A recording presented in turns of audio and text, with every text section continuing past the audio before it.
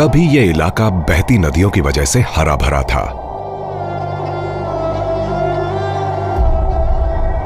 आज यहां सिर्फ रेत है, इतनी रेत कि मुंबई जितने बड़े कई शहरों के ऊपर उसकी चादर बिछ जाए। लेकिन यह ऐसा रेगिस्तान है जिसके हजारों रूप हैं, जिसमें है रेत के टीले, घास के इलाके, बंजर जमीन। यहां बॉर्डर भी है और खेत भी, और कई बड़े शहर, और इन सबको आकार मिला है पानी से, जो कहीं बिल्कुल नहीं है और कहीं भरपूर है।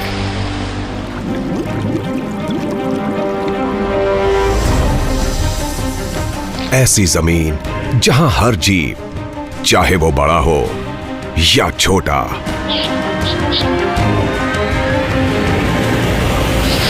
हालात के हिसाब से खुद को ढाल लेता है। ये वो इलाका है जो बहुत तेजी से बदलता रहा है, फिर भी यहां के ट्रेडिशंस आज भी मौजूद हैं।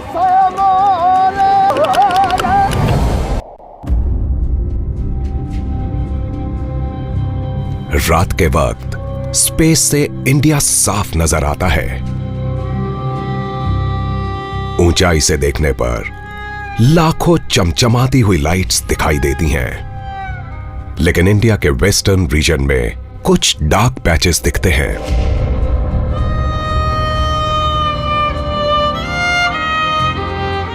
इन इलाकों में रोशनी सिर्फ नेचर से आती है।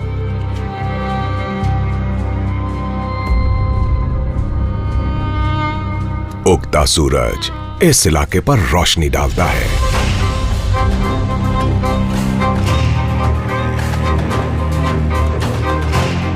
थार डेजर्ट इंडियन सब कॉन्टिनेंट के पश्चिमी हिस्से में लगभग 2 लाख स्क्वायर किलोमीटर्स के इलाके में फैला हुआ है, जो करीब करीब ग्रेट ब्रिटेन के साइज के बराबर है। इसका 85% हिस्सा इंडिया में पड़ता है और बाकी हिस्सा पाकिस्तान में। इंडिया में थार सिर्फ राजस्थान तक ही सीमित नहीं है, बल्कि यह पंजाब, हरियाणा और गुजरात तक फैला हुआ है। ईस्ट में इस रेगिस्तान को रोकती है दुनिया की सबसे पुरानी माउंटेन रेंजेस में से एक, अरावलीज।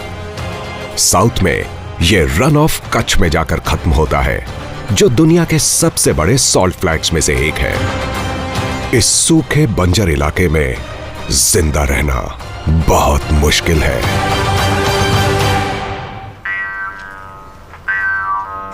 इसके बावजूद यहां बड़े बड़े शहर हैं। थार दुनिया का सबसे डेंसली पॉपुलेटेड डेजर्ट भी है।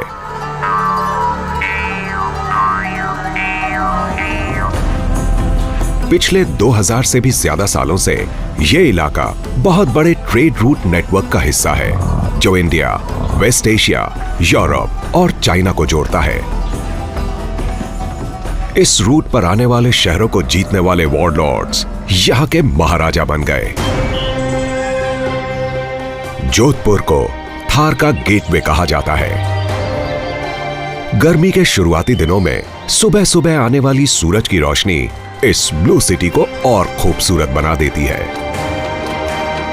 इस मेडिवल सिटी के ब्राह्मण और पुजारियों ने अपने घरों को सबसे अलग दिखाने के लिए नीले रंग में रंग दिया था। शहर के ऊपर नजर रखता हुआ पहाड़ी पर खड़ा है ये मेहरानगढ़ फोर्ट।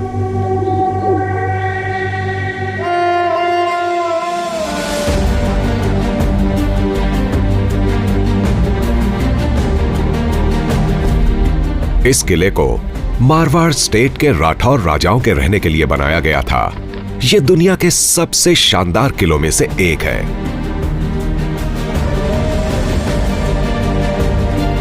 यह फोर्ट इतना ड्रामेटिक है कि यहां बॉलीवुड ही नहीं बल्कि हॉलीवुड की भी कई फिल्मों की शूटिंग हुई है, जैसे बैटमैन जैसी सुपरहिट फिल्म।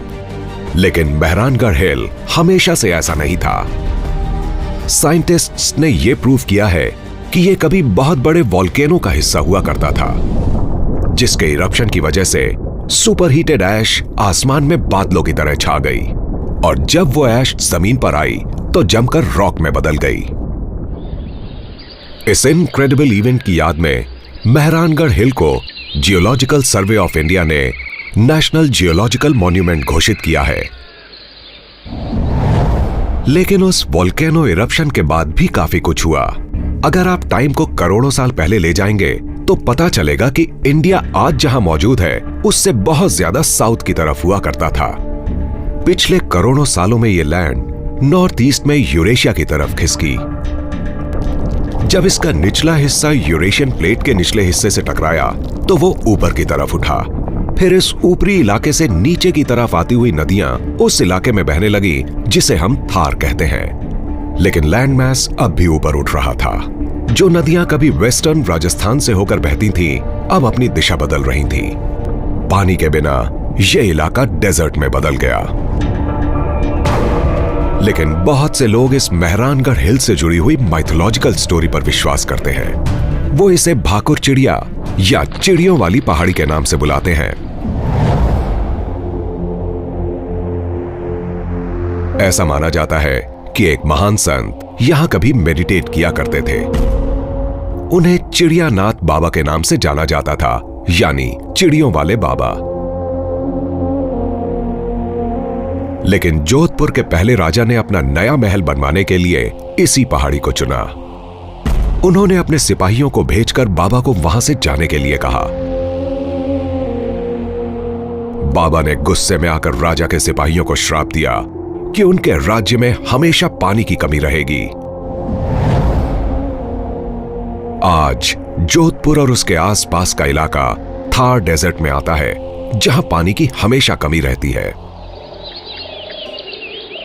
लेकिन शहर के पहले महाराजा राव जोधा और उनके डिसेंडेंट्स ने श्राप के असर को कम करने के लिए बहुत से काम किए। उन्होंने बहुत से रेन वाटर टैंक्स बनवाए। इंटरकनेक्टेड वाटर वर्क से शहर के निचले हिस्से को पानी मिलने लगा।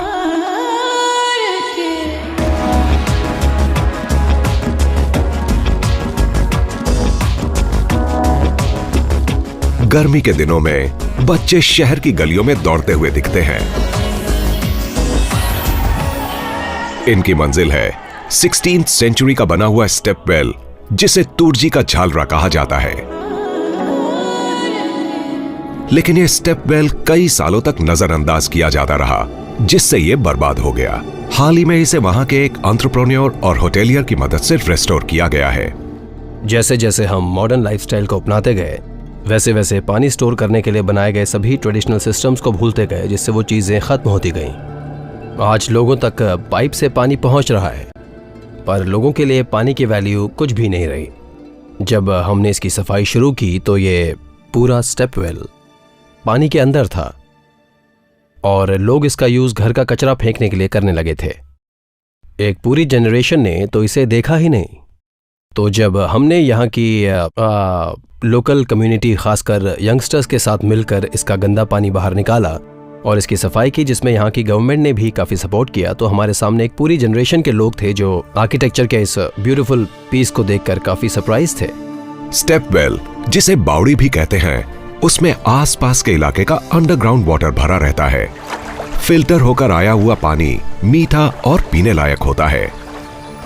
सैकड़ों सालों तक ये वेल्स गेस्ट हाउस की तरह लोगों के रुकने के लिए इस्तेमाल किए जाते थे, जहां ठंडे कमरे बने होते थे और जिनमें पानी से काफी ऊंचाई पर कपोलास भी बनाए जाते थे। ये बच्चों की भी पसंदीदा जगह बन गया।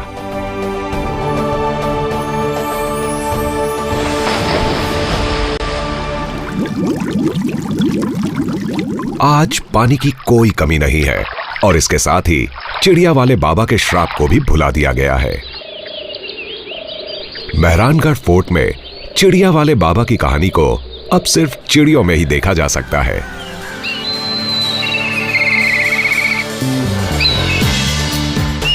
ब्लैक काइट्स यहां इतने पहले से हैं कि उन्हें रॉयल जोधपुर फ्लैग में भी जगह दी गई थी।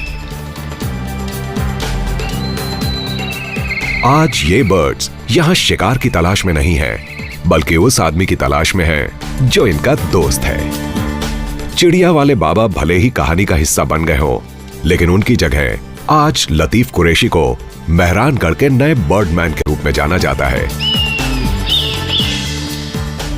वो जैसे ही अपने छोटे भाई के साथ पहाड़ी की तरफ चढ़ते हैं, वहां सैकड़ों की तादाद में ब्लैक काइट्स जमा हो जाती हैं।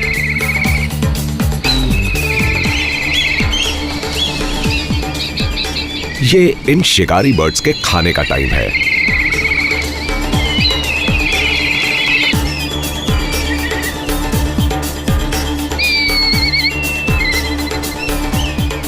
कुरैशी अपने खानदान की उस पीढ़ी का हिस्सा है जो जोधपुर के भूतपूर्व राजाओं की तरफ से दी गई इस जिम्मेदारी को निभाता चला आ रहा है। ये एक अहम जिम्मेदारी है क्योंकि ये बर्ड्स मेहरानगढ़ की लोक कथाओं का हिस्सा हैं।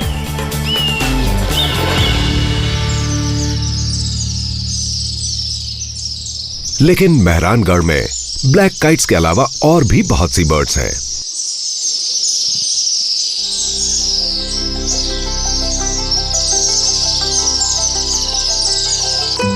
ब्लैक काइट जैसी बड़ी शिकारी चिड़िया के मुकाबले ये बर्ड्स तिनके जैसी दिखाई देती हैं, लेकिन ये बहुत ही खास है। इन्हें स्विफ्ट्स कहा जाता है और इसकी वजह है कि ये बहुत तेज हैं।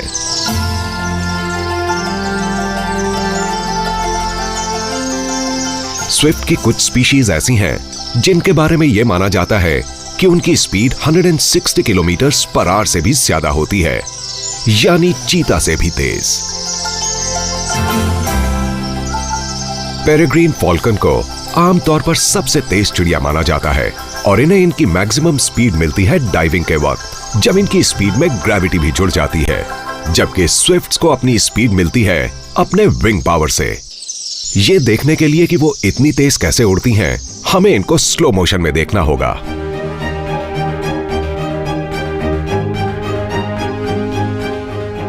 इनके लॉन्ग कर्व विंग से इनकी छोटी सी बॉडी को पावर मिलती है, जिसकी लंबाई 5 इंच और वजन 25 ग्राम होता है, यानी लगभग 1 चम्मच नमक के बराबर। लेकिन स्विफ्ट के लेग्स बहुत वीक होते हैं। ये दूसरी बर्ड्स की तरह जमीन पर आकर टेक ऑफ नहीं कर सकती, इसलिए ये अक्सर उड़ती रहती हैं। ये खाते, पीते, सोते और कई बार तो मेटिंग के वक्त भी उड़ती रहती हैं।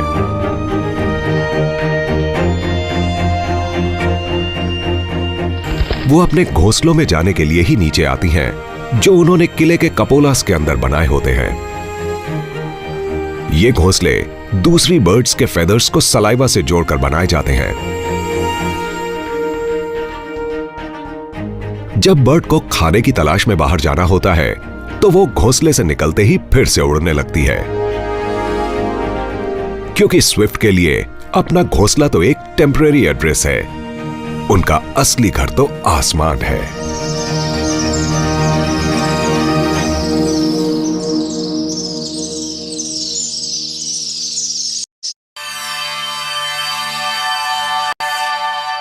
बारिश के कई महीने बाद भी थार रेगिस्तान में पानी की कोई कमी नहीं है और इसी वजह से एशियन कॉन्टिनेंट के तमाम मेहमान यहां आते रहते हैं। सर्दियों के मौसम में डेमोसेल क्रेन्स यहां पहुंचते ही जोर जोर से चिल्ला के अपने आने की खबर देते हैं। ये मंगोलिया और नॉर्थ ईस्ट चाइना जैसी दूर जगहों से माइग्रेट करके यहां आते हैं और कई बार 4000 किलोमीटर से भी लंबा सफर तय करते हैं। इन बर्ड्स को नेचुरल वर्ल्ड का ऐसा एथलीट कहा जा सकता है जिनमें सबसे ज्यादा सहन शक्ति होती है। ये इंडिया की तरफ आने का सीधा रूट पकड़ते हैं, चाहे इसके लिए हिमालय की कुछ सबसे ऊंची चोटियों को ही क्यों ना पार करना हो।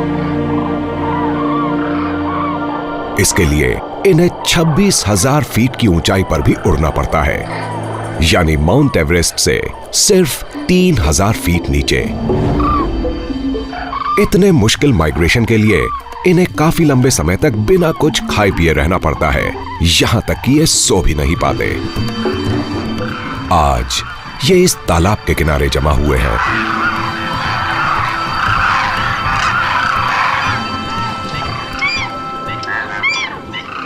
थार में माइग्रेट होकर आई ये डेमोसेल क्रेन्स हजारों का झुंड बनाकर रहती हैं।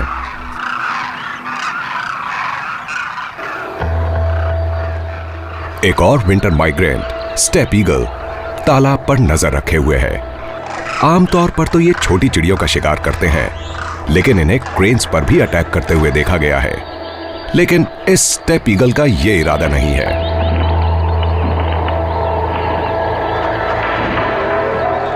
क्रेन्स झुंड में खुद को सुरक्षित महसूस करते हैं, लेकिन फिर भी हमेशा सावधान रहते हैं, क्योंकि रेगिस्तान शिकारियों से भरा पड़ा है। ये प्यासे हैं, लेकिन पहला कदम कौन आगे बढ़ाएगा? एक बहादुर क्रेन सबसे पहले आगे बढ़ता है। लीडर मिलते ही बाकी उसके पीछे पीछे चल देते हैं।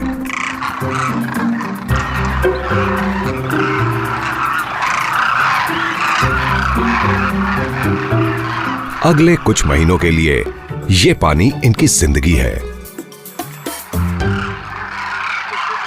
इंडिया तक आने में इन्हें काफी मुश्किल सफर तय करना पड़ा है। ये जख्मी क्रेन लंगड़ाकर किनारे तक पहुंचता है। हाई टेंशन केबल्स, शिकारियों के बुलेट्स और ट्रैप्स जैसे खतरों का सामना भी इन बर्ड्स को करना पड़ता है। ये क्रेन तो लकी था, लेकिन बहुत से नहीं होते। इन डेमोसिल क्रेन्स को यहां कूंज कहा जाता है। हिंदू लोक कथाओं में इन्हें सैकड़ों सालों तक ग्रेस और ब्यूटी का सिंबल माना गया है। लेकिन रेगिस्तान के इन वाटर होल्स पर पानी पीने का हक सिर्फ इनके पास ही नहीं है। काले हिरण का एक झुंड भी यहां पानी पीने आ रहा है। क्रेन की ही तरह इन खूबसूरत काले हिरण का भी हिंदू माइथोलॉजी में जिक्र है। इसे लॉर्ड कृष्णा के रथ को खींचने वाला भी बताया गया है, लेकिन इसके बावजूद ये शिकारियों की नजरों से बच नहीं पाते। लगातार शिकार की वजह से इनकी संख्या घटकर कुछ हजार तक ही रह गई है। कभी ये पूरे इंडिया में पाए जाते थे। आज थार उन बचे खुचे इलाकों में से है जहां ये पाए जाते हैं। झुंड में बहुत सी ब्राउन कोटेड फीमेल्स होती हैं, जिनका मुखिया एक ताकतवर मेल होता है। अपने ब्लैक विंटर कोट में इतराता वो सभी फीमेल्स को अपने काबू में रखता है।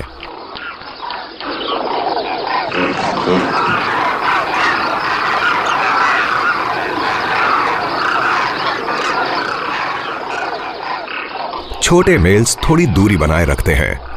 उन्हें झुंड की फीमेल के साथ मेट करने का हक पाने के लिए लड़ना होगा। लेकिन मुखिया मेल के 2 फीट लंबे सर्पीले सींग लड़ाई में बहुत खतरनाक साबित हो सकते हैं। टूटी हुई सींग वाला छोटा हिरन बहुत डरा हुआ है। ऐसा लगता है कि लड़ाई के दौरान उसकी ये सींग टूट गई होगी। शाम होते ही काले हिरण खुले मैदानों में चले जाते हैं, जबकि डेमोसेल क्रेन्स अब भी पानी में रुके रहते हैं। अब भी यहां पर खाने की भरमार है। इस वक्त रेगिस्तान में रहने वाले जीवों को फिक्र करने की कोई जरूरत नहीं, क्योंकि थार की गर्मी अभी आई नहीं है।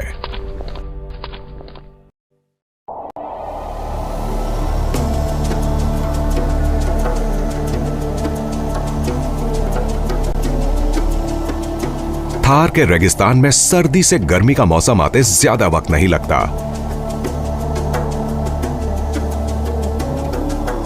मार्च के महीने में दिन का तापमान लगभग 40 डिग्री सेंटीग्रेड तक पहुंच जाता है। इसके लिए भी जीव अपने आप को ढाल लेते हैं, चाहे बड़े हों या छोटे।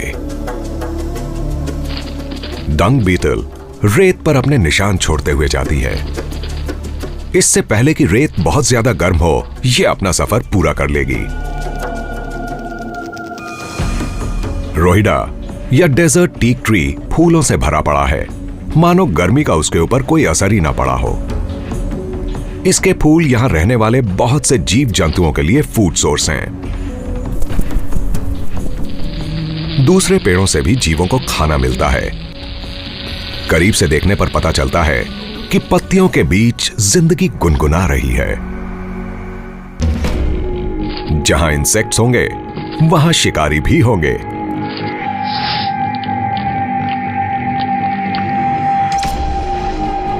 लेकिन शिकारी भी शिकार बन सकता है। एक ग्लॉसी बेलीड रेसर रेगिस्तान का सर्वे करता है। यह दूसरे सांपों के मुकाबले बहुत छोटा और कम जहरीला होता है और बहुत सतर्क रहता है। यह अपनी फोक टंग के जरिए हवा में होने वाली हलचल से किसी भी मूवमेंट का पता लगा लेता है। एक इंडियन हेजहॉग। हेजहॉग भले ही छोटा और आधे किलो वजन वाला जानवर हो, लेकिन यह इतना फुर्तीला होता है कि आसानी से ग्लॉसी बेलीड रेसर को मारकर खा सकता है। सांप कोई खतरा नहीं लेना चाहता। अपने रेसर नाम के मुताबिक वो वहां से भाग लेता है।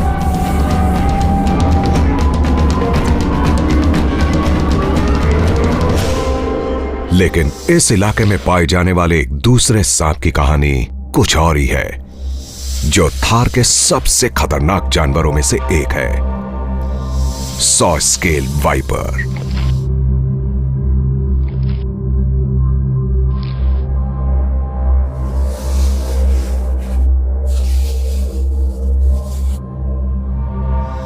वाइपर को यह नाम इसलिए मिला क्योंकि जब यह गुस्से में आता है तो यह अपने स्केल्स आपस में रगड़ता है, जिससे सॉइंग साउंड निकलती है। यह साउंड दुनिया के सबसे खतरनाक और जहरीले सांप की तरफ से किए जाने वाले सबसे तेज हमले की चेतावनी होती है। ऐसा जीव जिससे आप दूर ही रहना चाहेंगे। सॉ स्केल्ड वाइपर आमतौर पर लेट इवनिंग या रात में शिकार करता है, लेकिन आज यह दिन में बाहर निकला है। इसने रेत पर साइड वाइंडिंग या साइडवेज मूव करना शुरू कर दिया है। स्लो मोशन फुटेज देखने पर पता चलता है कि साइड वाइंडिंग करते हुए कभी भी इसकी बॉडी के सिर्फ 2 पॉइंट्स ही रेत के कांटेक्ट में आते हैं। यह तेज गर्मी से बचने का एक कमाल का तरीका है। लेकिन अब सूरज और रेत दोनों ही बहुत ज्यादा गर्म हो चुके हैं। सॉ स्केल्ड वाइपर खतरनाक होता है और इंसानों से दूर ही रहता है। हमारे लिए यही अच्छा है, क्योंकि इसके काटने से शरीर में हीमोटॉक्सिक वेनम इंजेक्ट होता है, जो तेजी से मसल टिश्यू को ब्रेक डाउन करते हुए दर्दनाक मौत का कारण बनता है।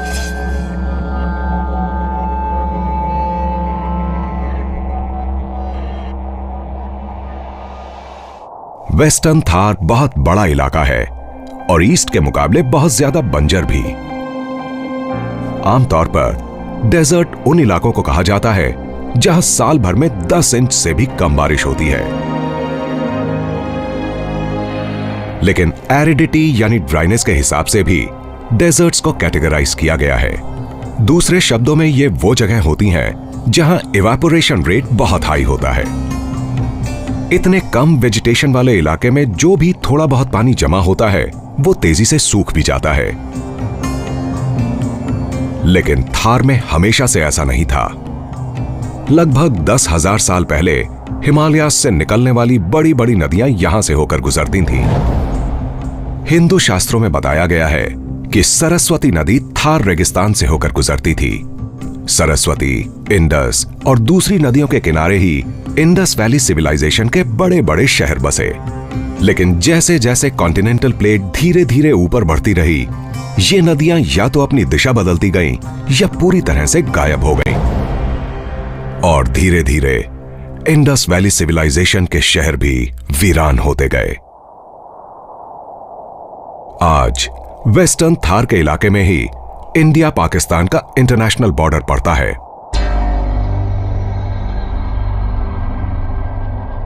घुसपैठियों से बचने के लिए इंडिया ने बॉर्डर पर फेंसिंग की हुई है। राजस्थान में जिसकी लंबाई लगभग 1000 किलोमीटर तक है।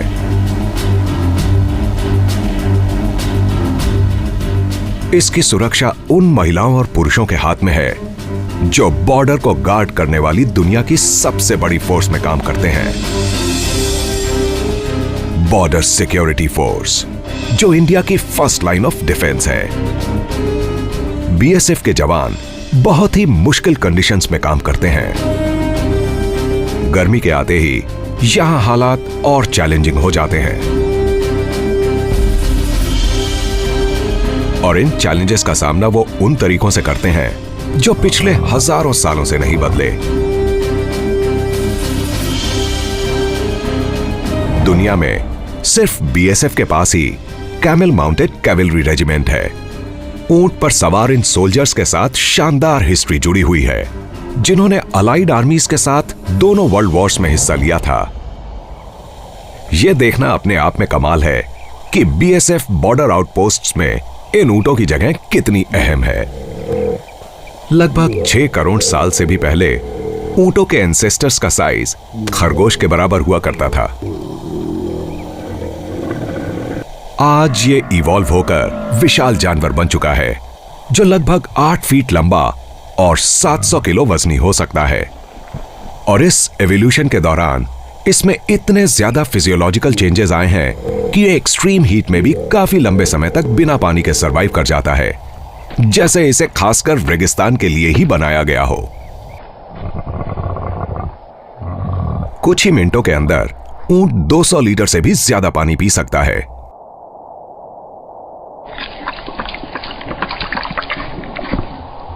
लेकिन यहां इन्हें एक बार में सिर्फ 20 लीटर पानी दिया जाता है, जिसे ये कुछ ही सेकंड्स के अंदर पी जाते हैं। इसके बाद ये घंटों बगैर पानी के चलते रहते हैं। 2 सोल्जर्स और उनके किट का वजन 200 किलो से ज्यादा नहीं होता, लेकिन ऊंट 500 किलो से भी ज्यादा वजन लेकर इस रेगिस्तान में 6 घंटे तक चल सकते हैं। इनके लंबे पैरों की वजह से इनकी बॉडी तपती रेत से काफी ऊपर रहती है। इनके पैर किसी बड़े स्नो शू पैड्स जैसे होते हैं, जो कुशन जैसे मोटे और इंसुलेटेड होते हैं, यानी थार की ढीली रेतीली जमीन पर चलने के लिए परफेक्ट। इस मुश्किल इलाके में गश्त लगाने के लिए बीएसएफ को ऊंटों से काफी मदद मिलती है।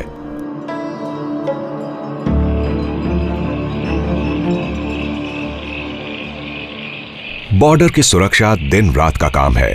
नाइट पेट्रोल्स में फेंस और उसके आसपास के इलाकों पर नजर रखी जाती है। इन सोल्जर्स के पास ऐसे डिवाइसेस हैं जिनसे ये रात के अंधेरे में भी देख सकते हैं।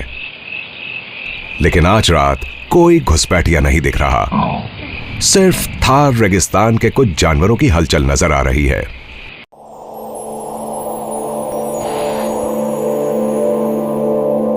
मई आते आते थार रेगिस्तान तपने लगता है। तापमान का 50 डिग्री सेल्सियस से ऊपर जाना बड़ी आम बात है, लेकिन यह तापमान धूप नहीं, छांव में रिकॉर्ड किए गए हैं। सूरज के नीचे खुले इलाके में बात कुछ और ही होती है। रेगिस्तान की सतह से जैसे आग निकलती है। कुछ जानवर इससे बचने के लिए जमीन के नीचे यानी अंडरग्राउंड चले जाते हैं। अंडरग्राउंड रहने वाले जीव रेत के टीलों के बजाय सख्त जमीन के नीचे रहते हैं। वो खाने की तलाश में तब बाहर आते हैं जब तापमान कम होता है, यानी सुबह या शाम को। एक डेजर्ट जर्ड बाहर आ रहा है। जर्बिल के करीबी रिश्तेदार ये जर्ड शिकारी पक्षियों के लिए परफेक्ट शिकार होते हैं। ये अपने आसपास की सुरक्षा को लेकर बहुत सतर्क रहते हैं और खतरा महसूस होने पर पानी पीने भी नहीं निकलते। इन्हें अपनी जरूरत के हिसाब से सारा मॉइस्चर उन प्लांट्स से मिल जाता है जिन्हें ये खाते हैं।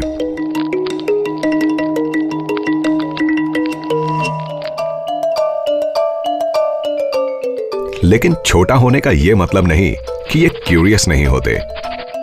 इस छुटकू को अपने बिल के बाहर रखे कैमरे में दिलचस्पी है।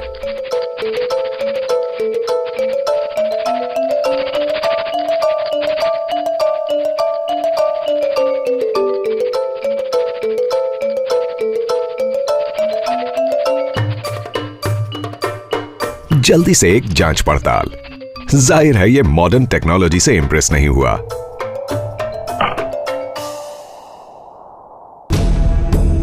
अब अंडरग्राउंड रहने वाला एक दूसरा जानवर बाहर आता है। Spiny tail lizard. ये डायनासोर्स के टाइम से एग्जिस्ट करते हैं।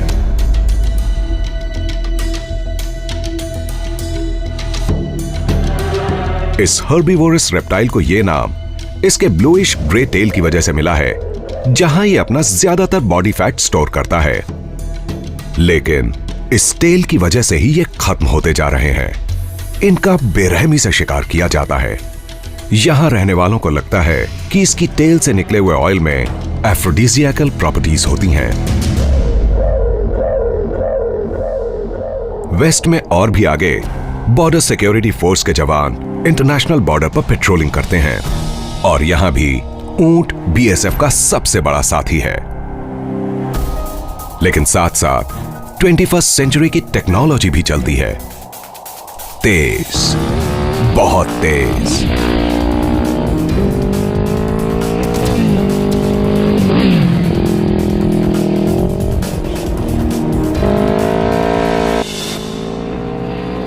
थार रेगिस्तान में फैले हुए इंडिया पाकिस्तान बॉर्डर के ज्यादातर हिस्से में सिर्फ रेत है। इंडस और सरस्वती जैसी नदियां हजारों साल पहले इस इलाके से गायब हो चुकी हैं। ऐसे जैसे इन नदियों का यहां कभी कोई नामो निशान ही ना रहा हो। लेकिन ये सोल्जर्स ऐसे इलाके में जा रहे हैं जो कुछ और ही कहानी बयान करता है। साउथ वेस्टर्न जैसलमेर में पड़ने वाले इंटरनेशनल बॉर्डर पर एक वैली है जो जबरदस्त गर्मी के मौसम में भी पूरी हरी भरी रहती है। रेत के इन टीलों के बीच ये हरियाली पानी की मौजूदगी की तरफ इशारा कर रही है। लेकिन पानी है कहां? यह पता लगाने के लिए बीएसएफ सोल्जर्स खुदाई करते हैं। कुछ ही इंच की खुदाई करने पर काली मिट्टी नजर आती है जो थोड़ी गीली है।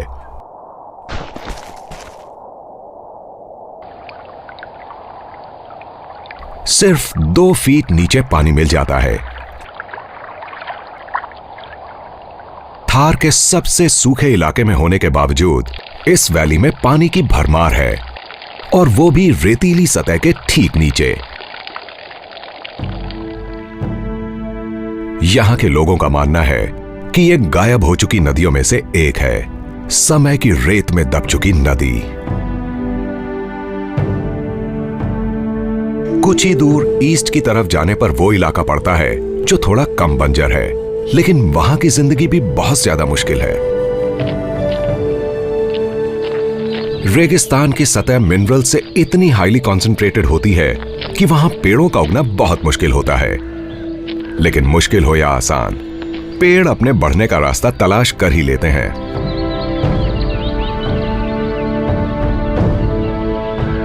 इनफैक्ट इस जमीन पर ऐसा पेड़ उगा है जिसे दुनिया का सबसे बड़ा पेड़ कहा जाता है।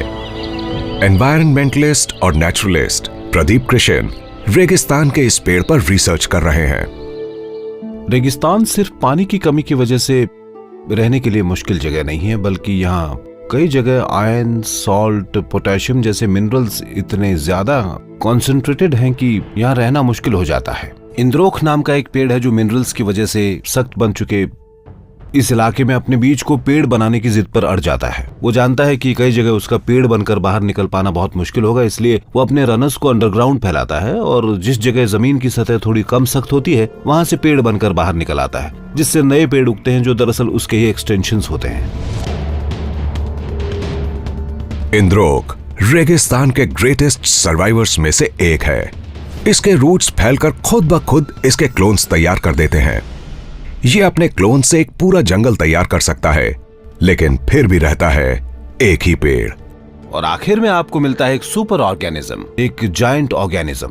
तो जब लोग पूछते हैं कि दुनिया में सबसे बड़ा ऑर्गेनिज्म क्या है, तो वो ब्लू व्हेल या सिकोया ट्री नहीं है, बल्कि क्लोनल फॉरेस्ट्स हैं जिनके साइज का कोई कंपैरिजन नहीं किया जा सकता।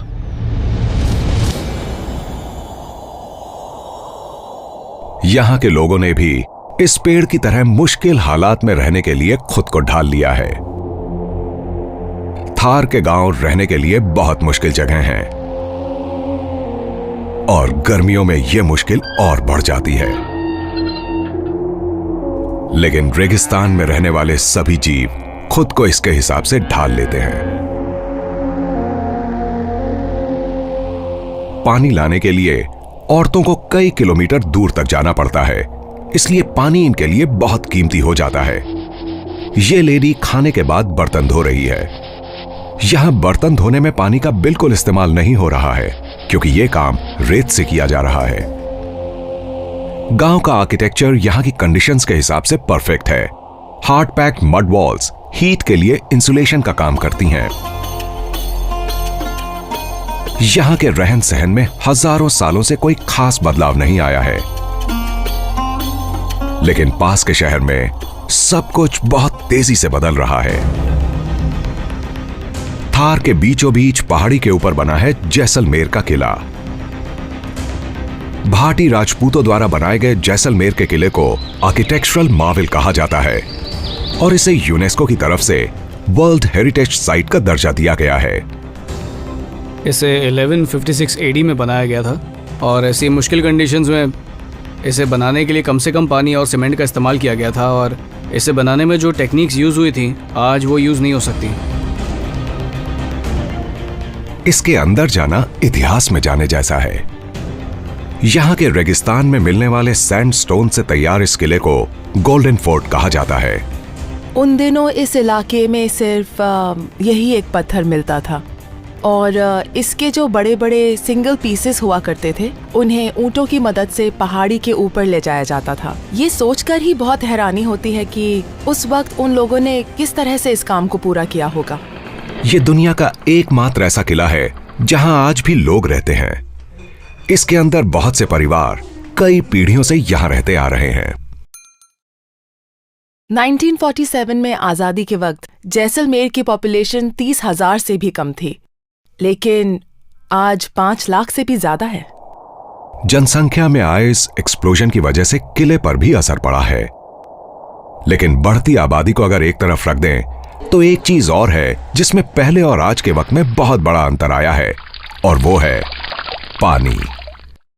आज हर घर में पानी का कनेक्शन तो है, लेकिन यहाँ का ड्रेनेज सिस्टम प्लांट नहीं है। आज जैसलमेर की प्रॉब्लम है जरूरत से ज्यादा पानी। बेसिकली वाटर आउटलेट्स को डेवलप किए बिना ही पानी की सप्लाई शुरू कर दी गई थी। पानी से लोग भले ही खुश हों, लेकिन किले के पत्थरों पर इसका बहुत बुरा असर पड़ रहा है। पानी सीप होकर किले की फाउंडेशन तक जा रहा है और धीरे धीरे उसे कमजोर करता जा रहा है। उस समय के ड्रेनेज इतनी ज्यादा मात्रा में पानी के लिए तैयार नहीं किए गए थे। आज सिविक एजेंसीज यहां मॉडर्न पाइपलाइंस बिछा रही हैं, लेकिन फाउंडेशन को पहले ही काफी नुकसान पहुंच चुका है। इस शानदार रेगिस्तानी किले को 1000 सालों तक कोई नहीं हरा सका, चाहे वो दुश्मनों का हमला हो, खूनी जंग हो, अकाल हो या भूकंप। लेकिन आज जरूरत से ज्यादा पानी इस नेशनल हेरिटेज के लिए खतरा बन गया है।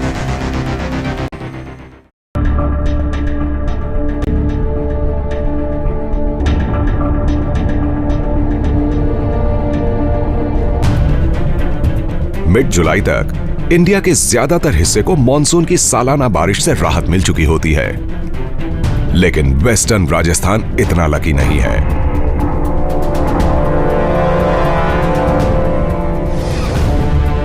थार का रेगिस्तान इंडिया में आने वाले मॉनसून की जर्नी का लास्ट स्टॉप है, और यह अब तक यहां नहीं पहुंचा। इस दौरान यहां रहने वाले दिन में 45 से 50 डिग्री सेल्सियस तक की तपती गर्मी बर्दाश्त करते आ रहे हैं, पिछले 4 महीने से भी ज्यादा वक्त से।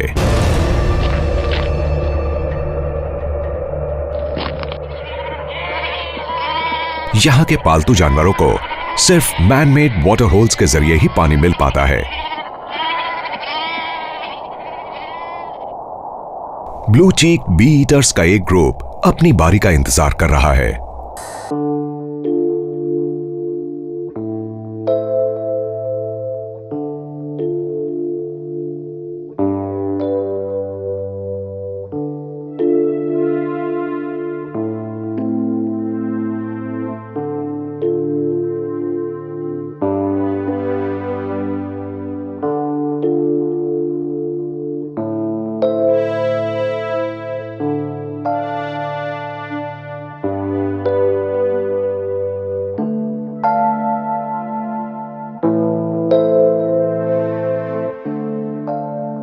बल्कि पानी में डुबकी लगाकर अपने बॉडी टेम्परेचर को कम कर रही हैं।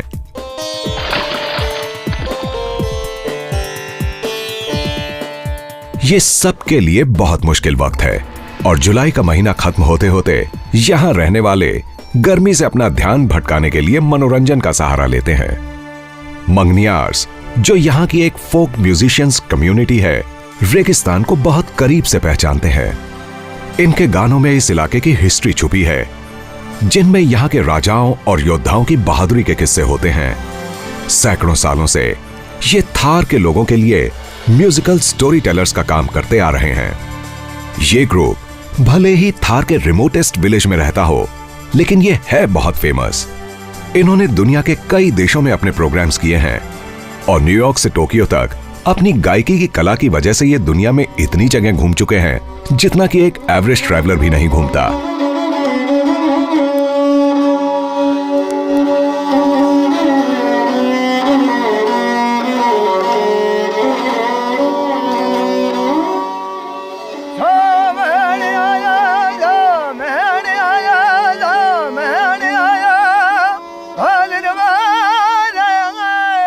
बरकत खान बारिश के मौसम का स्वागत करने के लिए एक फोक सॉन्ग गाना शुरू करते हैं।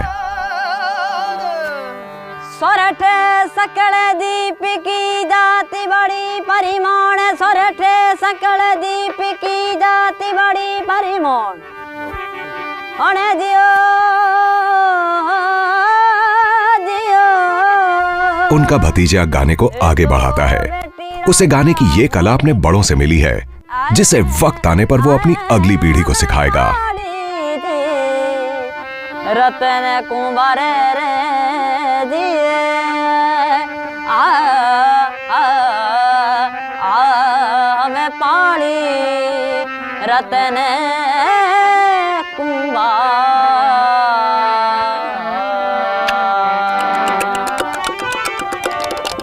करताल से रिदम की शुरुआत होती है। ये हार्डवुड से बने दो सिंपल पीसेस होते हैं। जैसे स्पेनिश फ्लेमेंको म्यूजिक में कैस्नेट्स का इस्तेमाल होता है।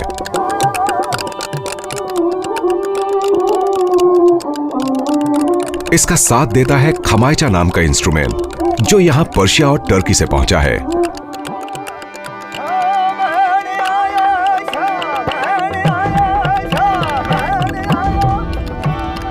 अगस्त आते आते थार में हवा चलनी शुरू हो जाती है। आखिरकार मॉनसून पहुंच ही गया, लेकिन शुरुआत में कोई बारिश नहीं है। ऐसे में यहां अंधड़ आते हैं, जो खतरनाक रेगिस्तानी तूफान होते हैं।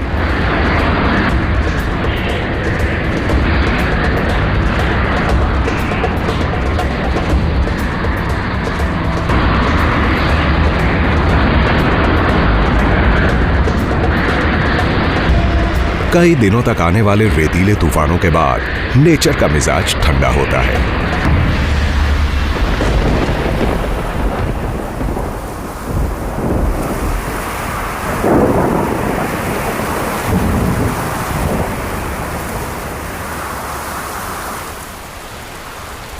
बारिश जो कुछ ही दिन होती है, लेकिन इतनी काफी है। प्यासा रेगिस्तान इसे पीता है और फिर से तरोताजा हो जाता है।